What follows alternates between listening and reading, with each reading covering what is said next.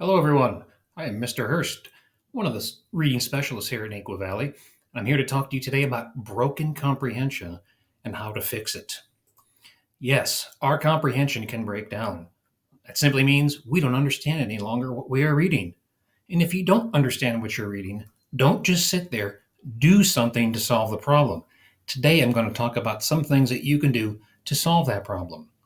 Comprehension breaks down for all kinds of reasons. It happens to adults as well. Every day, even good readers sometimes have their comprehension broken. When we don't understand something that we're reading, we know it's broken. If we don't know much about the topic, there's some words we don't understand, or we're just not that interested in it, our comprehension can break down. So here are a few things you can do to help fix your comprehension when it breaks down. Number one, set your environment. Nothing is worse for comprehension than distractions. Put your phone away. This is school reading. It's important. You need a high level of comprehension. Any distraction is going to break your comprehension, especially that electronic device. So set your environment. Get that thing away from you while you're doing your school reading. Number two, set your purpose. I don't mean the purpose of your teacher telling you that you have to do it. Read the title. Everyone skips the title, it seems, and the title gives you a clue as to what to look for. Pay attention to it and think about it. This will tell you a little bit about what you're going to be reading about. You might have some questions in your mind, like, what is a sundown town? And what does Naperville have to do with it? These questions, these thoughts that you have about the title, focus your mind on what you're about to read, and it gives you a sense of purpose. I'm trying to figure out what this thing is all about. Number two, monitor yourself. I wish we could hook you all up to a monitoring system like this picture shows, but that's not possible, obviously. And you can't even do that yourself. But what you can do is self-monitor your comprehension. And this simply means noticing when you don't entirely understand a sentence or a passage or a paragraph. Have you ever had the experience of reading an entire page or chapter, and then you set the book down, you look up and you say, I have no idea what I just read? Yeah, me too. That happens sometimes. The sooner we can catch our minds wandering, the sooner we can get back to task and the less repairing we have to do. So it's really important that everything that follows, that you first consciously think about your understanding of it and whether you are getting it or not. And that means monitoring your comprehension.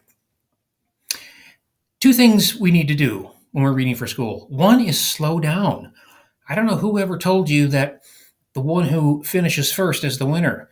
If you're thinking that about school reading, then you're playing the wrong game. It's no race. The person who wins is the one who understands the most, right? And really, you're only competing against yourself. So slow down. And most importantly, stop and think as you are reading.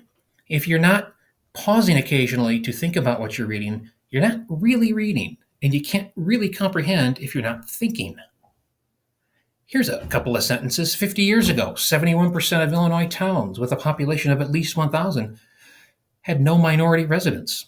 Everyone living there was white. Well, I stop and think about that. My first thought is, wow, that's a lot of towns. And 50 years ago wasn't that long ago in the grand scheme of the history of the country. Wow. Didn't know that. It's very different from today.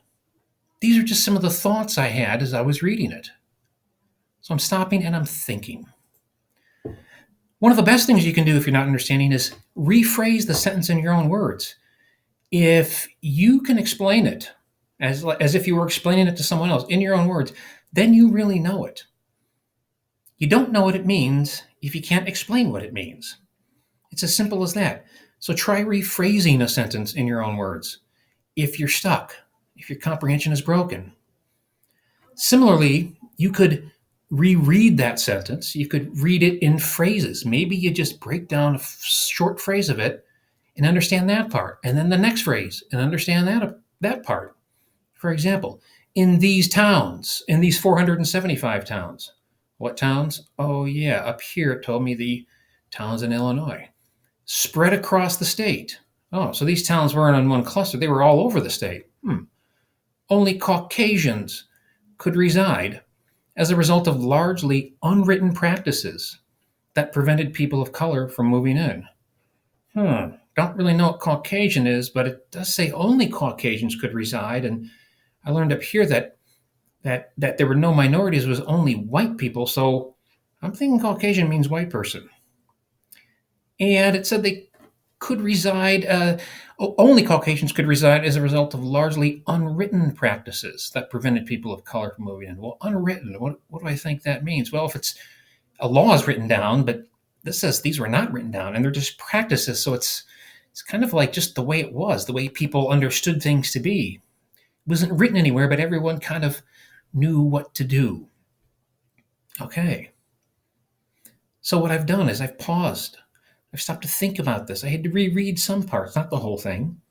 Sometimes I broke it down into a short phrase to reread and think about. And you noticed I was rephrasing this into my own words. Now I know I've got it. Now I'm taking this a little bit slower here for your benefit to demonstrate how this works. It's not necessarily that slow when you're doing it on your own, but it's important to know that it takes some practice, and you're doing this when your comprehension breaks down.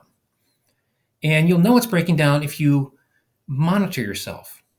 If you stop and think, and if there's no thoughts and you can't say it, then you know you don't have it. So you need to go back and do some things. Sometimes we can just read on. That's the last item on this list. Sometimes when we read on, things make more sense. But we don't want to go too far reading on if things are not making any more sense. We want to stop and go repair that comprehension before we get too much further. Some more of the passage. So how do you fix broken comprehension? Number 1, set your environment. Number 2, set your purpose by paying attention to the title. 3, monitor yourself. Know when it's happening and when it's not happening. And if it's not happening, fix what is broken. And these are some ways that you can fix your broken comprehension.